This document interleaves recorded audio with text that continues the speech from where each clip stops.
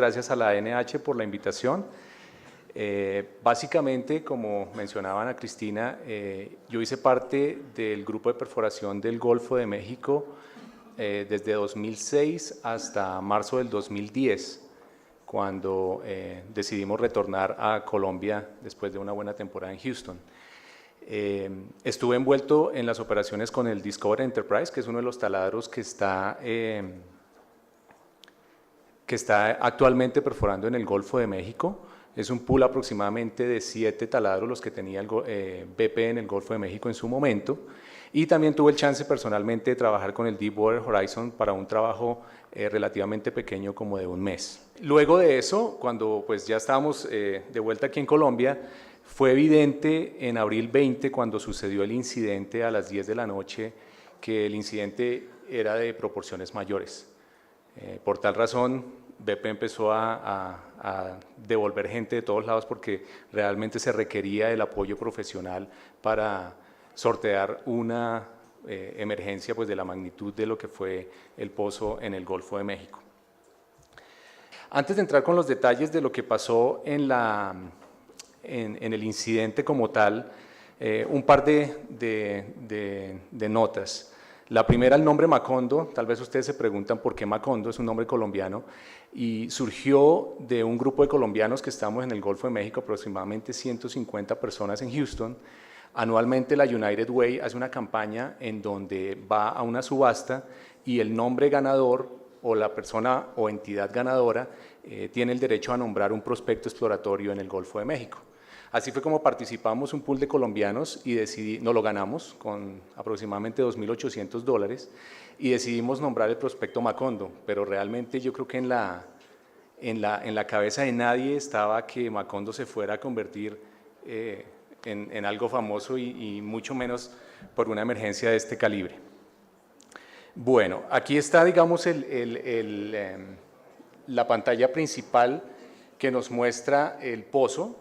Voy a hacer primero un par de referencias al taladro que perforó el pozo y a unas características generales del pozo, y luego entramos a mirar 8 elementos que fueron los que identificó la investigación y pues fueron avalados básicamente por un equipo investigador externo. El taladro Deepwater Horizon es un taladro de quinta generación para perforar en aguas profundas. Cuando me refiero a quinta generación significa que es el taladro, está dentro de la familia de taladros de última generación, que es capaz de perforar pozos en 10.000 pies de agua. Para los que no están muy familiarizados con pies, eso es aproximadamente 3 kilómetros larguitos de agua, y en profundidades hasta de 35.000 pies de roca. Eso, mal contado, son como 12 o 13 kilómetros de roca debajo del nivel del mar. Es decir, es un taladro que tenía capacidad, obviamente, y su equipo podía responder a las necesidades de estas aguas profundas. El pozo Macondo como tal es un pozo que estaba ubicado a 5.000 pies de agua, algo así como cerca de 2 kilómetros de agua, y la profundidad final del pozo fue cercano a los 18.400 pies, un poquito cerca a los 6 kilómetros de profundidad. Ayer creo que vieron generalidades del tema de perforación, pero básicamente la diferencia básica entre perforaciones en tierra y este tipo de perforaciones es que, como ustedes ven, el equipo de control de pozo está ubicado inmediatamente arriba del lecho marino. Eso hace la gran diferencia y es un elemento que necesitamos tener clave porque hace la diferencia en el momento de responder a la emergencia.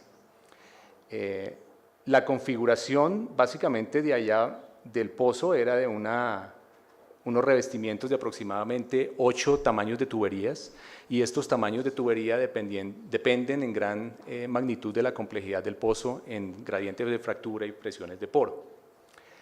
Este elemento que ustedes ven acá, que es el riser, es el elemento que básicamente conecta la preventora que está en el lecho marino con el taladro que está en la superficie. Ese riser, pues en este caso, pues mide 5.000 pies de profundidad y es un elemento que no es de alta presión. Es decir, que la premisa básica en perforación de pozos en aguas profundas es que se debe controlar cualquier influjo de hidrocarburos, llámese gas, llámese aceite, antes de que se llegue a este riser, porque básicamente este riser no es un contenedor de alta presión. Esa premisa es clave para el entendimiento de las lecciones aprendidas. Bueno, como les comentaba, el taladro llegó en el 2001, duró 3 años fabricándose en Corea, estuvo todo el tiempo en contratación con BP en el Golfo de México, y básicamente es un taladro cuya tarifa diaria oscila, bueno, en el momento antes del incidente, estaba en $500.000 diarios aproximadamente. Y es una operación que diariamente cuesta, es decir, con el resto de servicios que se incluyen en perforación de pozos, en alrededor de $1 millón diariamente. Entonces ustedes pueden dimensionar la cantidad de ingeniería y la cantidad de elementos de complejidad que estos taladros deben llevar. Este taladro es un taladro que está dinámicamente posesionado, o sea, básicamente no necesita estar anclado al fondo marino, y eso le permite pues profundidades de estos tamaños de 10.000 pies de agua. Uno pudiese casi que dividir estos hallazgos en 4 grandes categorías. La primera categoría es básicamente la defensa primaria, en donde no hay una contención de ese hidrocarburo que estaba en el pozo. O sea, básicamente aquí ustedes ven, perdón, ya está funcionando. Okay. Ustedes ven acá la arena, que las arenas pues estaban básicamente en el fondo del pozo, y lo que hace esta integridad primaria es, a través de cemento, aislar ese hidrocarburo para que no fluya de una manera descontrolada desde el fondo del pozo hasta la superficie. Esa es la barrera primaria básica que se utiliza en estos pozos de aguas profundas, y es muy similar al mismo concepto que también se utiliza en perforaciones en tierra y en plataforma. Luego de eso, la segunda barrera son barreras mecánicas, que lo que hace es, en caso de que esa barrera de cementación no sea lo suficientemente buena o adecuada, porque los trabajos de cementación tienen sus desafíos, existen barreras mecánicas que permiten básicamente sellar ese flujo y que esta cantidad de fluidos no llegue a la superficie.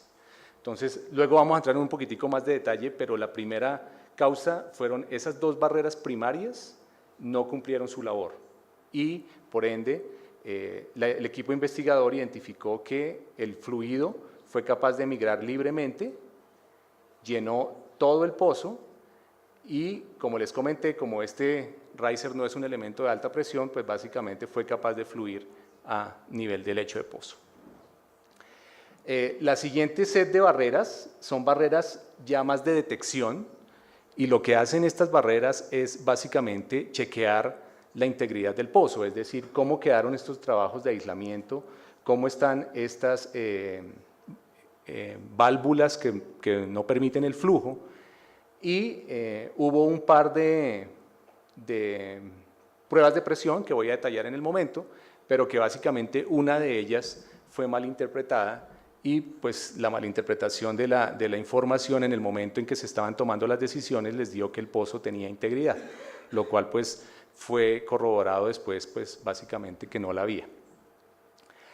Luego viene un set que es la parte de las acciones de respuesta. Ya una vez ocurrió el incidente, las acciones de respuesta no fueron a tiempo, bien sea porque no se tenía el conocimiento en ese momento de que el incidente estaba pasando, y por ende este equipo, que es el equipo que le permite a uno sellar ese pozo y básicamente que no haya ningún influjo, no se operó en el momento que debió ser.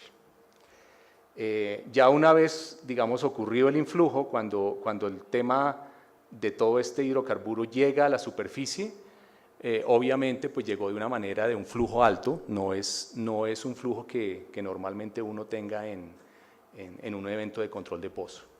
Y lo que hizo fue, con fuentes de ignición, pues empezó a crear explosiones, y esas explosiones lo que hicieron fue básicamente destruir los mecanismos de comunicación a esta preventora, y el taladro en ese momento tenía 126 personas a bordo. De esas 126 personas, básicamente 115 personas fueron, digamos, rescatadas y fueron colocadas pues, nuevamente en tierra. Hubo 17 heridos, pero pues 115 personas fueron rescatadas y 11 personas desafortunadamente perdieron la vida. Y ahí es como la parte donde toca realmente la parte humana. Yo tuve la oportunidad de conocer al hermano de una de las víctimas y realmente uno no tiene cara para pararse y contar una historia como estas, porque estas cosas no deberían pasar. Bueno, el taladro, luego de 33 horas, el incidente pasó en abril 20 del 2010, ya vamos para 3 años a las 10 de la noche, y después de 33 horas el taladro se hundió, o sea, básicamente pues estuvo quemándose durante ese periodo y ya la plataforma cayó al fondo del mar.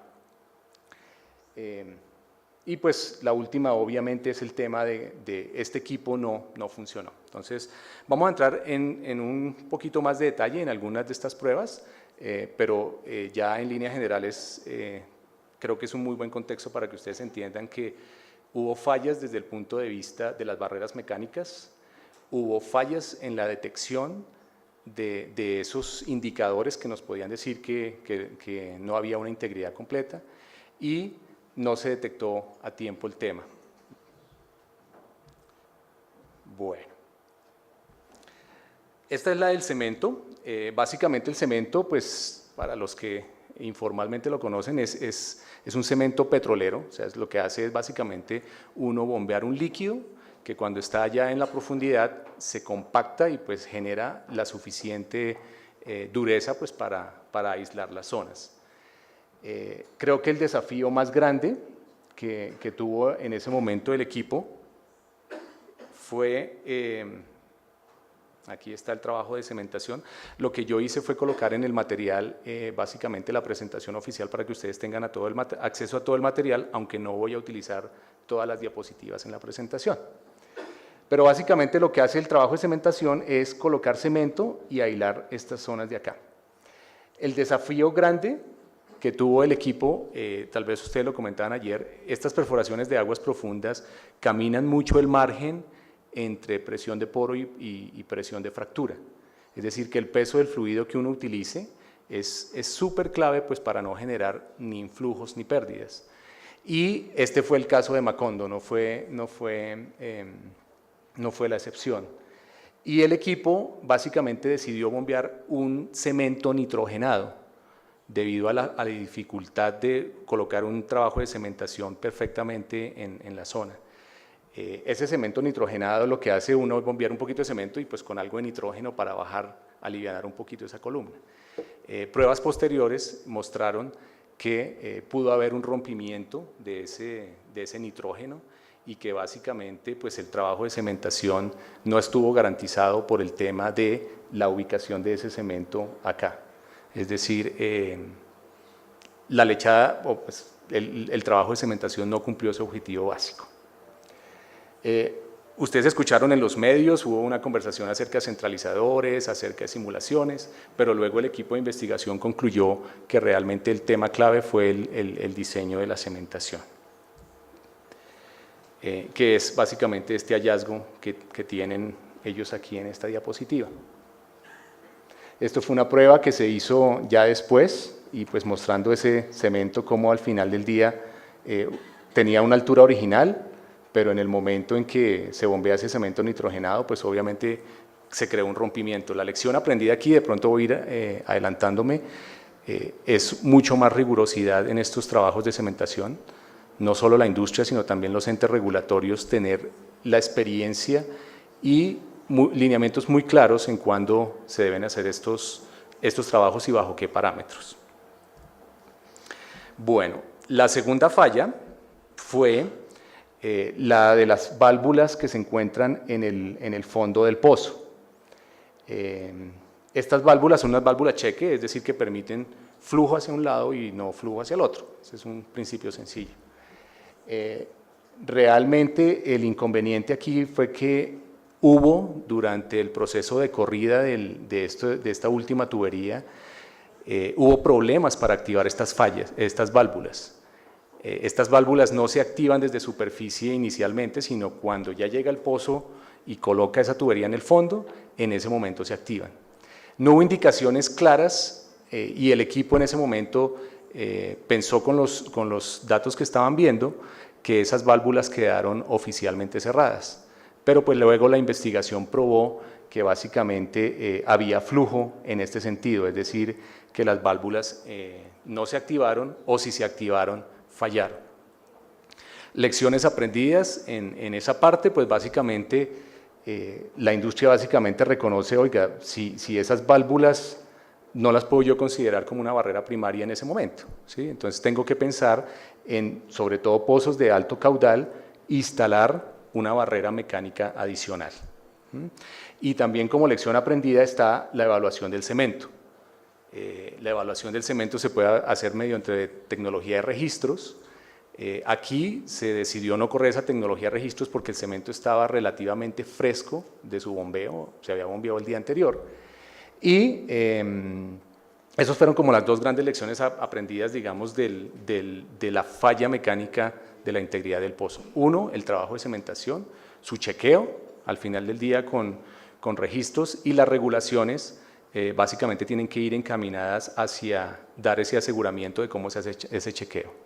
Y colocar herramientas mecánicas independientes de esas válvulas flotadoras, porque si el cemento falló y las válvulas flotadoras fallaron, pues básicamente nosotros tenemos conectada la roca con el pozo, es decir, estaba el ingrediente. Bueno, ahora voy a entrar al segundo set de elementos. El segundo set de elementos consiste en básicamente las pruebas de presión. Las pruebas de presión se realizan, es como cuando uno termina un trabajo y quiere uno garantizar que el trabajo le quedó bien hecho. Las pruebas de presión se realizan en dos sentidos. Una prueba positiva, en la cual yo someto a presión todo el sistema, es decir, le coloco presión adicional. Es como si usted cogiera una botella y tuviera la capacidad de inflarla, sellarla y mirar que esa botella es totalmente hermética. Es exactamente el mismo principio acá. Pues la diferencia es que obviamente el sistema no es una botella, sino es absolutamente todo el pozo.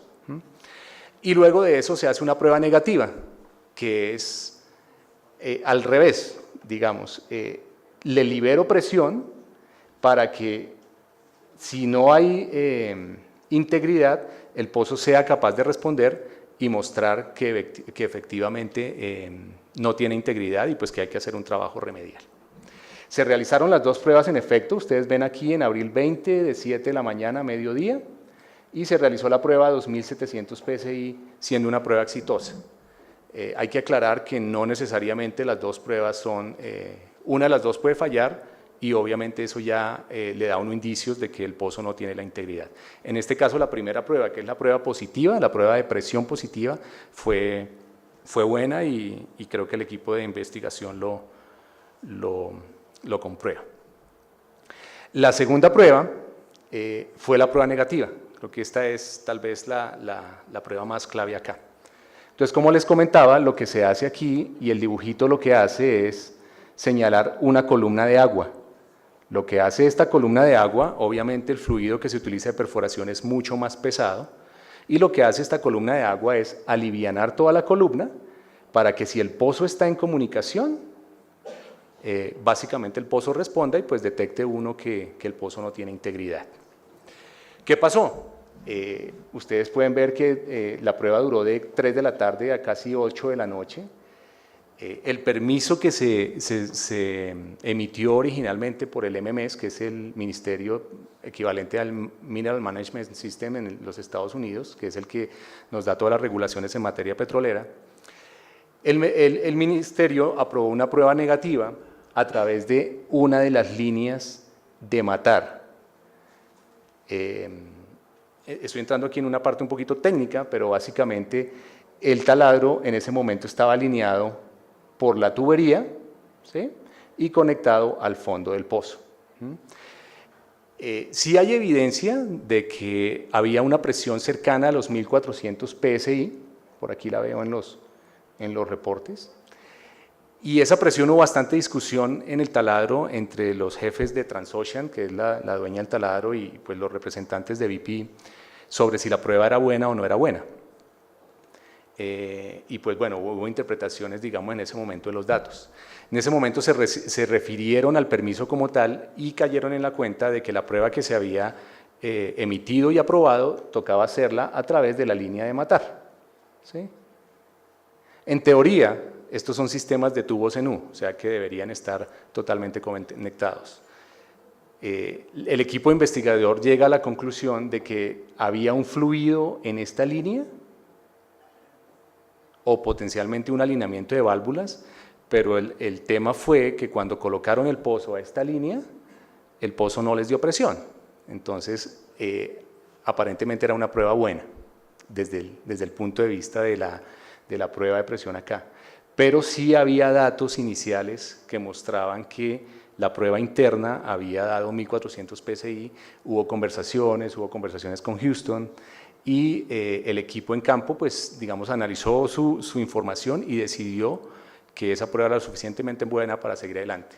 En este momento es un tema clave, porque cuando uno da estas pruebas digamos, sentadas positivas, uno le probó la integridad del pozo y ya procede a una serie de actividades para dejar el pozo en suspensión. Este pozo, para información, era un pozo exploratorio, y básicamente la idea era volver y completarlo luego, es decir, solamente se había descubierto, se había registrado, pero no se iba a colocar en producción en ese momento. Aquí hay muchos más detalles, pero básicamente explica esa secuencia que yo les comentaba ahora, del tema de ese bombeo de diferentes fluidos y ese potencial fluido que pudo haber quedado atrapado acá y que al final del día pudo haber enmascarado la prueba.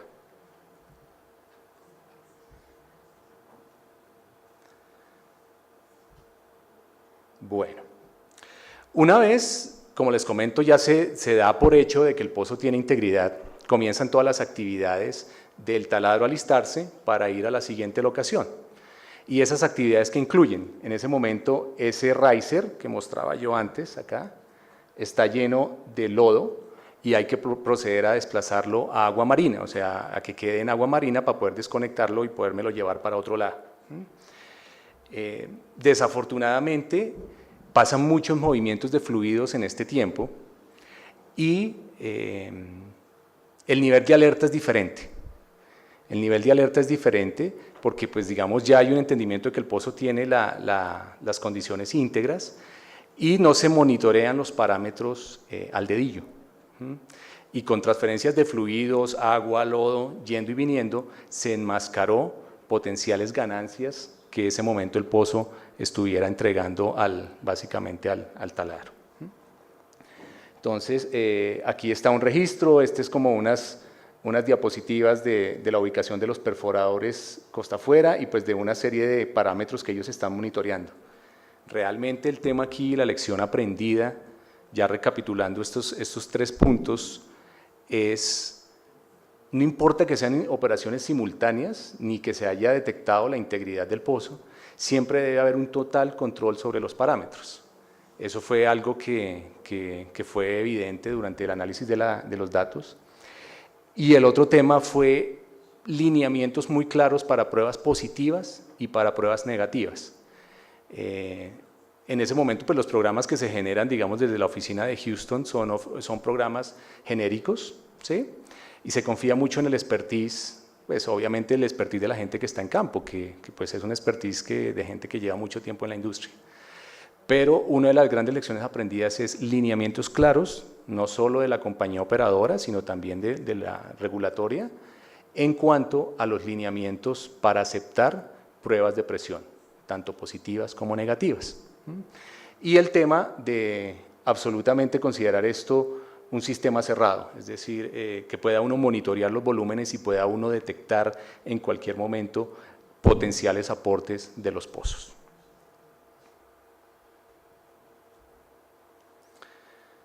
Bueno, aquí básicamente está una secuencia, no vale la pena de pronto entrar en este detalle.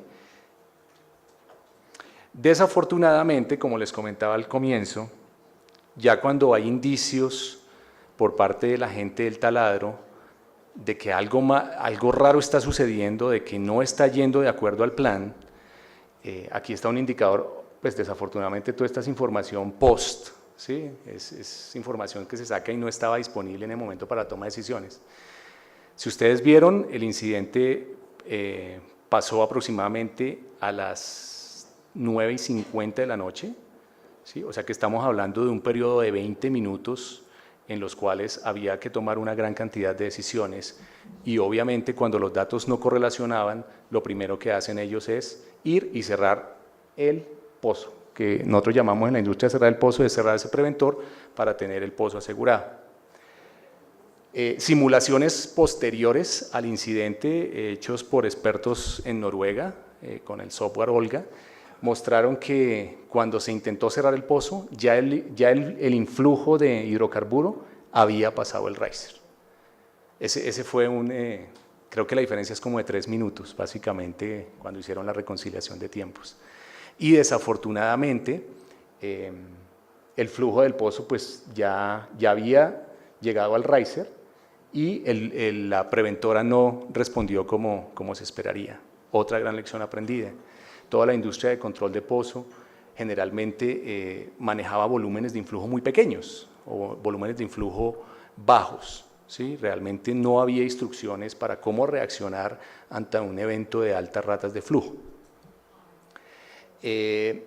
Finalmente, pues ese fluido continúa subiendo y pues estas son simplemente gráficas aquí de galonajes y de presión, es decir, de bombeo, y lo que está mostrando es que hay fluidos cada vez más livianos, que la bomba lo que tiene que hacer es hacer más fuerza para levantarlos, porque el fluido que fluye del pozo es mucho más liviano que el del lodo. Pero pues desafortunadamente esta fue información después de más digamos, detalles en cuanto a potenciales indicadores. El caso es que al final del día la situación lució así, donde este negro punteadito básicamente es el flujo de hidrocarburos yendo hacia la superficie. Bueno, una vez pasado el incidente, yo les comenté que en aguas profundas es clave que uno no deje que ese hidrocarburo llegue a ese riser que es de baja presión, pero si aún así llegase a pasar, el taladro tiene mecanismos para divertir ese fluido hacia, digamos, hacia la atmósfera y que no interfiera al taladro. En ese momento el equipo toma la decisión con base en experiencias previas y con base, digamos, en lo que la metodología le llama, a desviar ese influjo al separador de lodo-gas. Este separador de lodo-gas está ubicado dentro del taladro.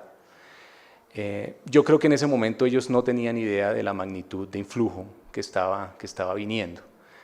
Y básicamente cuando este flujo se diverge hacia el separador de lodo-gas, este es un elemento para manejar caudales y volúmenes bajos. Y pues evidencia de la investigación mostró que pudo haber sido una de las potenciales fuentes de ignición o pudo haber sido también llevado a los generadores del taladro y de ahí fue ya donde se generaron un par de explosiones que se escucharon aproximadamente faltando 5 para las 10 de la noche, que es cuando el taladro le avisa por el sistema de radios básicamente a todas las embarcaciones que están en un evento de emergencia mayor. Y pues aquí, digamos, está mostrado ese flujo con los potenciales puntos de ignición. Este es un diagrama, obviamente pues hecho después de ocurridos los acontecimientos, de cómo llegaba ese fluido y podía generar esa llegada a áreas del taladro. Si hubiese ocurrido la divergencia, como les mencionaba anteriormente, hacia afuera de la plataforma, obviamente pues el incidente hubiera sido un incidente grande, pero pues no de las proporciones que llegó a alcanzar. Y obviamente aquí en los colores ustedes ven los niveles de explosividad y pues ya estaban dadas todas las condiciones para que se generara en ese momento el momento de las explosiones.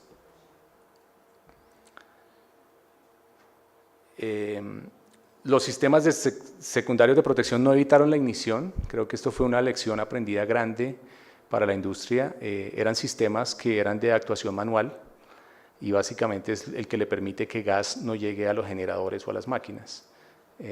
Creo que va a haber una presentación luego en la agenda para cubrir más temas en los regulatorios, pero básicamente ahí estuvo la fuente de ignición que generó el incidente.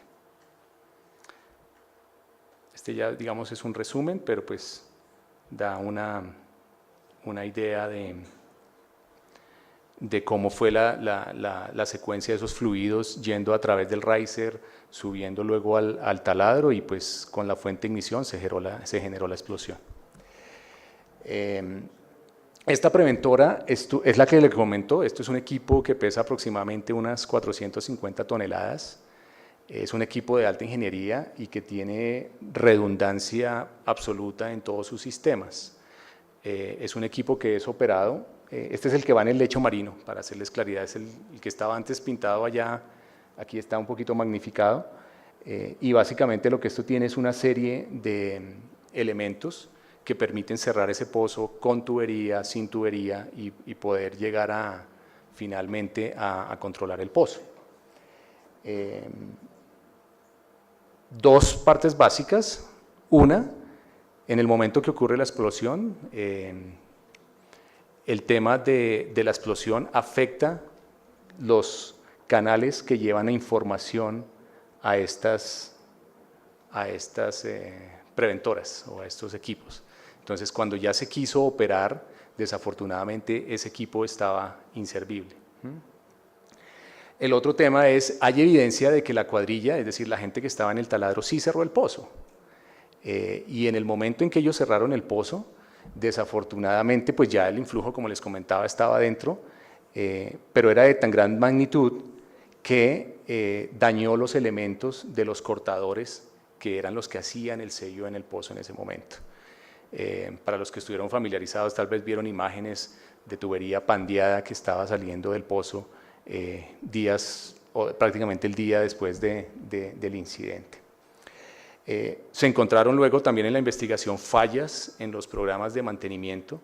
Creo que el incidente pues es muy triste desde el punto de vista de pérdidas humanas, desde el punto de vista de galones, barriles derramados al medio ambiente, y le deja lecciones aprendidas a todo el compendio de perforación, operadores, dueños de taladros, compañías de servicios, reguladores, cualquier persona que pueda estar envuelta. No hay una lección que uno no pueda tomar de este incidente. Y fue evidente que hubo fallas en los programas de mantenimiento y elementos que debían haber funcionado en cierta forma, desafortunadamente no funcionaron por o fallas eléctricas o fallas de baterías, y ese fue el caso de los sistemas auxiliares, porque existen sistemas primarios, pero también existen sistemas secundarios en caso de que los sistemas primarios fallen. Esta es una preventora que cuando uno la ve en superficie pues imagínense ustedes un equipo de 450 toneladas. Adicionalmente, pues esto es manejado por gente absolutamente experta y con ingeniería en el tema. Entonces, lecciones aprendidas bastantes en ese sentido en cuanto a los programas de mantenimiento y en cuanto a la redundancia de los equipos.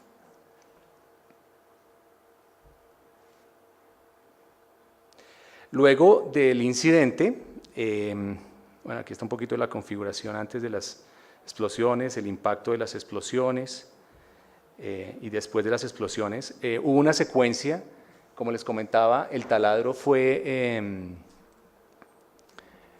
toda la gente fue evacuada en abril 20, básicamente en abril 22 el taladro se hunde al nivel del mar, y durante estos días hubo intentos de cierre de esas preventoras a través de un ROV, o no sé si lo vieron ayer, que es un vehículo operado remoto. Desafortunadamente ya estos intentos fueron fallidos por el tema que les comentaba antes de la situación en que quedaron los cortadores después del incidente del pandeo de la tubería.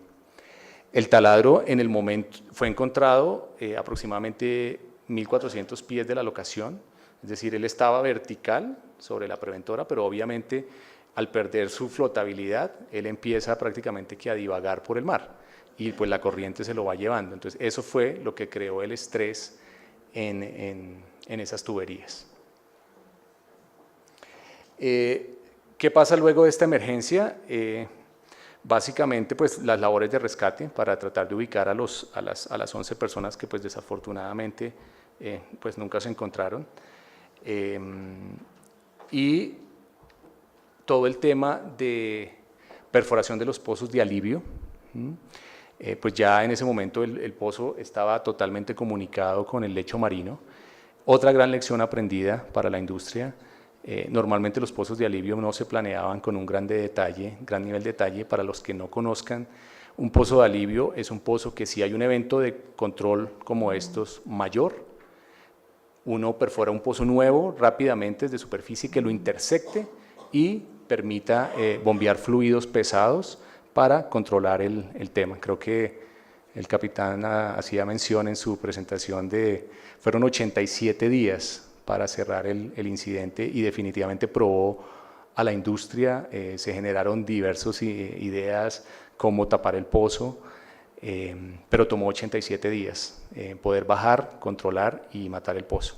Lección aprendida, los pozos de alivio que arrancaron, básicamente uno arrancó mayo 2, o sea, unos 12 días después del incidente, y el otro arrancó hacia mayo 16. Su objetivo era intersectar y en caso de que no se pudiera llegar por otros medios que se bombeara. Afortunadamente en agosto 4, de todas maneras 87 días después y con una cantidad de barriles derramados, en ese momento se logró tener control y se bombeó a través del mismo Macondo, o sea, a través del mismo pozo se bombeó el fluido pesado, o sea, se reganó control desde el mismo Macondo, con obviamente otro taladro. Y se bombeó fluido pesado, se bombeó cemento, cosa de que quedara aislado. Las operaciones del pozo de alivio siguieron, continuaron, intersectaron y pues aseguraron y bombearon pues aún cemento más desde el pozo de alivio, pero por la parte de abajo. Este es el pool de recomendaciones. Realmente sería pues tema de prácticamente semanas de detalles en cuanto a las recomendaciones de todos los tipos, recomendaciones desde el punto de vista de procedimientos. Ustedes pues vieron y obviamente hay un tema de procedimientos y de interpretación de datos que fue evidente en el incidente. Recomendaciones desde el punto de vista de competencias de la gente. Es un proceso que, aunque uno quisiese, no se puede automatizar totalmente y en algún momento interviene el poder de decisión del ser humano y en qué momento esa toma de decisiones, ese juicio, cómo está respaldado por procesos, por la organización, por especialistas y también por los entes regulatorios.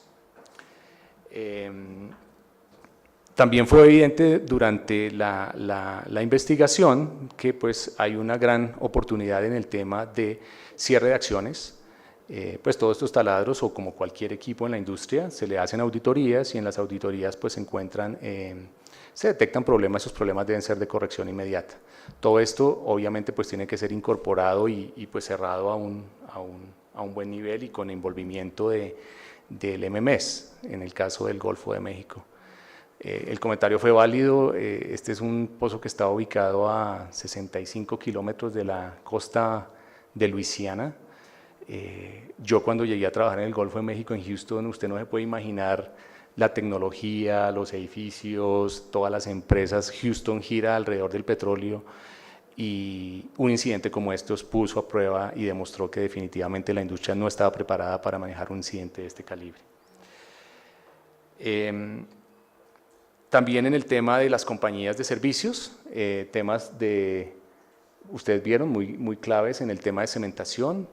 como escuché también en una conferencia anterior, el tema de asegurar que esas competencias las tiene adecuadamente desarrollada la industria, porque son básicamente, es la barrera primaria. Fue interesante, había un diagrama de esos del queso en donde hay 8 causas y si usted hubiera sacado cualquiera de ellas, el incidente no hubiera pasado. Leía yo anoche que se han perforado a la fecha algo así como 140.000 pozos de aguas profundas en el mundo. Es decir, es una actividad que pues es como montar en avión, ¿no? El día que se cae el avión, los incidentes son bastante serios. Y finalmente, todo el tema ya de equipo crítico, tanto en la preventora, todos esos criterios de mantenimiento, modificaciones. Gran parte de estas cosas pues entraron en acción post-Macondo y pues a raíz de, nosotros éramos BP Colombia en ese tiempo y pues a raíz del incidente BP pues tuvo que vender algunos de sus activos, entre ellos a nosotros. Y así es como somos Equion Energía hoy en día, que es básicamente 51% Ecopetrol y 49% Talisman. Entonces, hasta donde tuvimos la conexión con el mundo BP hasta hace 2 años, que llevamos más o menos, pues estos taladros no habían entrado en operación nuevamente. Tengo entendido, pues la cola era bastante grande para hacerle todas las modificaciones a los taladros, pero obviamente pues el tema no daba espera. Entonces, fue una industria que estuvo parada prácticamente y BP obtuvo sus permisos de perforación prácticamente ya hacia finales del año pasado. Creo que es un incidente que pues a mí como persona y como profesional me marcó, fue una experiencia de esas que uno dice, oiga, vivirla fue interesante, pero una vez estuvo bien. El nivel de estrés, el hecho de ver gente comprometida, el prender el televisor y ver todos los días una imagen con un fluido es bastante triste, por llamarlo así. Entonces, creo que de esto está saliendo una industria más fortalecida, creo que hay un desafío grandísimo, especialmente si esto nos pasó en un sitio como en Estados Unidos, con la tecnología, con las competencias, se tiene que trabajar mucho en esos temas para todos estos desarrollos pues, que vengan al futuro. Eso cubre la presentación. Gracias.